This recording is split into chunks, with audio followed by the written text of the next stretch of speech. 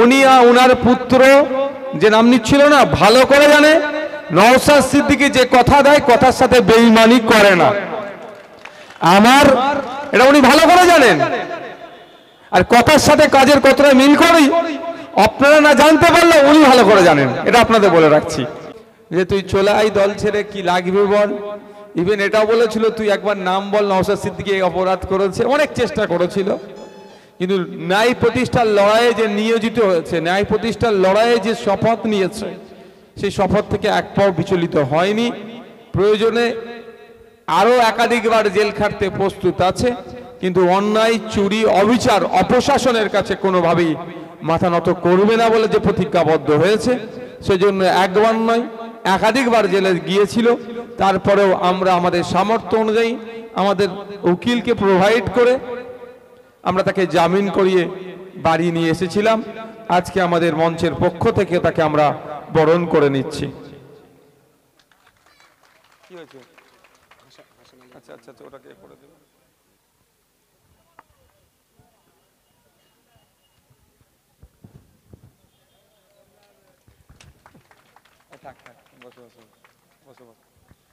ধন্যবাদ যে ভাইরা এখানে উপস্থিত হয়েছেন। ওটা জুবিদির বরণ করবেন। হ্যাঁ, ভাইরা যারা উপস্থিত হয়েছেন, আপনারা দেখছেন যে গণতন্ত্রকে রক্ষার লড়াইয়ে, সমাজ ব্যবস্থাকে পরিবর্তনের লড়াইয়ে আমাদের কর্মী ভাইদেরকে, সহযোদ্ধাদেরকে, একটু পরে, একটু 2 মিনিট দাঁড়ান, আমি ডেকে নিচ্ছি।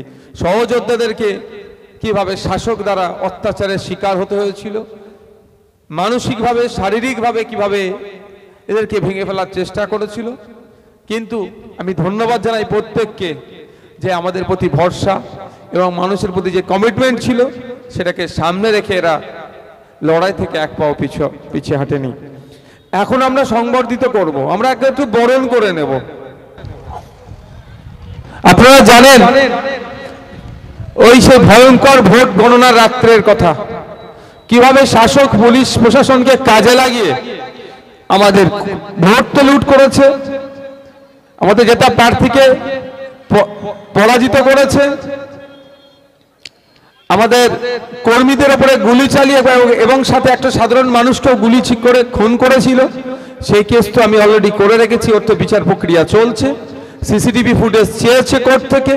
গতকালকে শুনছিলাম একজন অনেক বড় বড় কথা বলছিলেন মিডিয়ার সামনে, এ নাকি কেসটা সব ডিসমিস হয়েছে। তাকে সে ভালো করে জানেন নামটা হচ্ছে নওশাদ সিদ্দিকী। সে ভালো করে জানে, আমি এটা বলছি, সে ভালো করে জানে নওশাদ সিদ্দিকী যাকে যেটা কথা দেয় বেখিলাফ চলে না। আমি আবারও রিপিট করছি, উনি ওনার পুত্র যে নাম নিচ্ছিল না, ভালো করে জানে নওশাদ সিদ্দিকী যে কথা দেয় কথার সাথে বেঈমানি করে না। আমার এটা উনি ভালো করে জানেন, আর কথার সাথে কাজের কতটা মিল করি আপনারা না জানতে পারলে উনি ভালো করে জানেন, এটা আপনাদের বলে রাখছি। এই কথার সাথে কাজের মিল আমার। তো আপনাদের কথা দিয়েছিলাম যে আপনারা আইন হাতে তুলে নেবেন না, আইনের বিচার ব্যবস্থার প্রতি ভরসা রাখুন। যে ব্যাটা আমাদের ভাঙড়ের বাসীকে যারা ঘুমোতে দেয়নি, ডিস্টার্ব করেছে, তাদেরকেও কিন্তু আমি ঘুমোতে দেব না।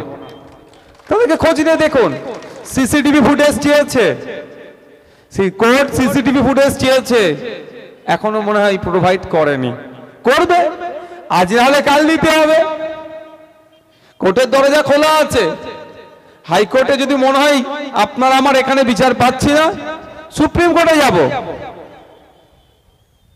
আপনি গণতন্ত্রকে হত্যা করে সবুজ আবির মাগবেন, নওশাদ সিদ্দিকী আইএসএফ ছেড়ে দেবে না। ডিভিশন বেঞ্চে আমাদের পক্ষে রায় এসেছে 82 জনের, ওরা সিঙ্গেল বেঞ্চে এসেছে, ওরা ডিভিশন বেঞ্চে গিয়েছে।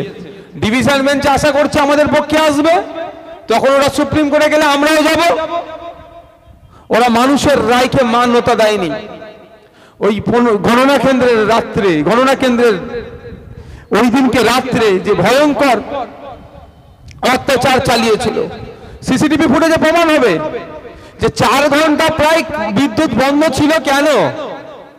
এর জবাব তো বিডিও স্যারকে দিতে হবে, ওখানে আধিকারিক যারা ছিল তাদেরকে তো দিতে হবে, আমাদের আপনার সামনে নাও দিতে পারে।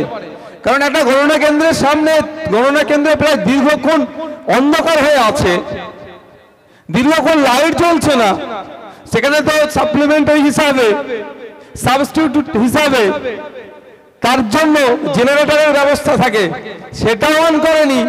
এক ভদ্রলোক, আমি ভদ্রলোকই বলছি, যদিও তিনি অধ্যাপিকাকে জগ ছুড়ে মেরেছেন, তারপরেও বলছি আমি, তিনি একবার বেরিয়ে চলে গেলেন, তারপর দল বললে ভিতরে ঢুকলেন, প্রশাসন ভিডিও যারা আধিকারিক ছিল তারা তাকে আটকালো না কেন? সেই সবগুলো তো সব কিছু ভিডিও ফুটেজ তো আমাদের কাছেও আছে ভাই, কিছু ভিডিও ফুটেজ আমাদের কাছেও আছে। আগে কোর্ট সিসিটিভি চেয়েছে, কোর্টকে প্রোভাইড করুক, তারপরে আমরা প্রয়োজনে কোর্টকে দেব। যারা আমার ভাইকে গুলি করে মারলো, যারা আমার ভাইয়ের নামে মিথ্যা কেস দিল, যারা আমার ভাইদের প্রতি অত্যাচার না বলো, যারা গণতন্ত্রকে হত্যা করে সবুজ আবির রেখেছে, যারা ভাঙড়বাসীকে শান্তির ঘুমোতে দেয়নি, ওই কটা দিন ভাঙড়বাসীকে অশান্তির আগুনে জ্বালিয়ে রেখেছিল, তাদেরকেও আমি ঠিক করে ঘুমোতে দেব না গণতান্ত্রিক প্রক্রিয়াতে। তাই আমার এক ভাইকে আমরা হারিয়েছি, পরিবারের সাথে সব সময় আমরা আছি, আমরা অন্যদের মতো নই।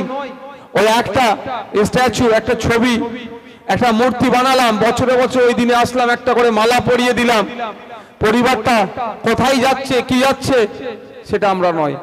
আমরা আমাদের দিয়ে সর্বোচ্চভাবে পরিবারের পাশে ছিলাম, আছি, আগামী দিনেও থাকবো। কারণ আমাদের পরিবারের একজন সদস্য, আইএসএফ এর তিনি একজন সদস্য ছিলেন, আইএসএফ এর একজন সক্রিয় কর্মী ছিল, সে গণতন্ত্রকে রক্ষার লড়াইয়ে তার জীবন গেল, জীবন কেড়ে নিল এক প্রকার। আমরা তাদেরকে কোনোদিন ভুলতে পারি না। তো আজকে আমাদের এই মঞ্চের পক্ষ থেকে, অঞ্চল কমিটির পক্ষ থেকে, পরিবারের যিনি আছেন, আরো পরিবার যারা আছেন, প্রত্যেককে সম্মান জানাই। আজকে আমাদের ন্যূনতম আমরা একটু বরণ করে নেব, বরণ করে নেবে আমাদের রাজ্য কমিটির সদস্যা তথা উত্তর 24 পরগনা জেলা কমিটির সদস্যা জুবি সাহাবি। আপ থোড়া ইধার আ যাইয়ে তো, ইধার একটুখানি এটা পড়িয়ে দাও, একটু পড়িয়ে দাও, এদিকে। আচ্ছা,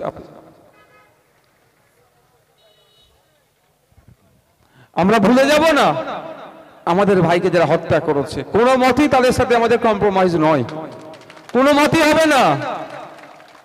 অনেকে অনেক দল বদল করছে, অনেকে অনেক কিছু করছে, অনেকে অনেক কম্প্রোমাইজ করছে, অনেকে একসাথে চা খাচ্ছে, কিন্তু আমি তাদের সাথে বসে চা খেতে পারি না। এখন ইন্ডিয়া জোট হয়েছে, বসুন, শুক্রিয়া। এখন ইন্ডিয়া INDI জোট করেছে, অনেক দল তৃণমূলের সাথে থাকতে চাইছে। আমি কিন্তু সরাসরি বলেছি, INDI জোটে যদি তৃণমূল থাকে আমরা সেই জোটে থাকবো না। কারণ যার দ্বারাই আমার ভাইয়ের খুন আছে, যার হাতে আমার ভাইয়ের, যেই হাতে আমার ভাইকে আক্রমণ করেছে, যেই হাতে আমার ভাইকে জেলে দিয়েছে, যেই হাতে আমার ভাঙড়বাসীকে শান্তির ঘুমোতে দেয়নি, সেই হাতের সাথে নওশাদ সিদ্দিকী আইএসএফ হাত মিলাবে না।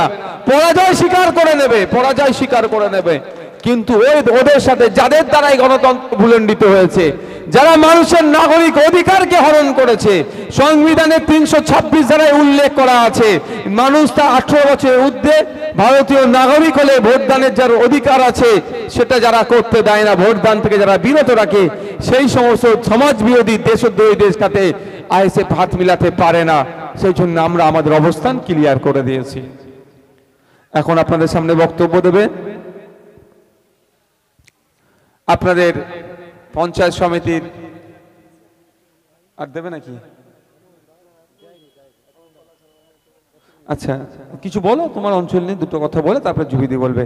আপনাদের সামনে এখন বক্তব্য দেবেন আপনাদের ভোগালী 2 নম্বর অঞ্চলের সভাপতি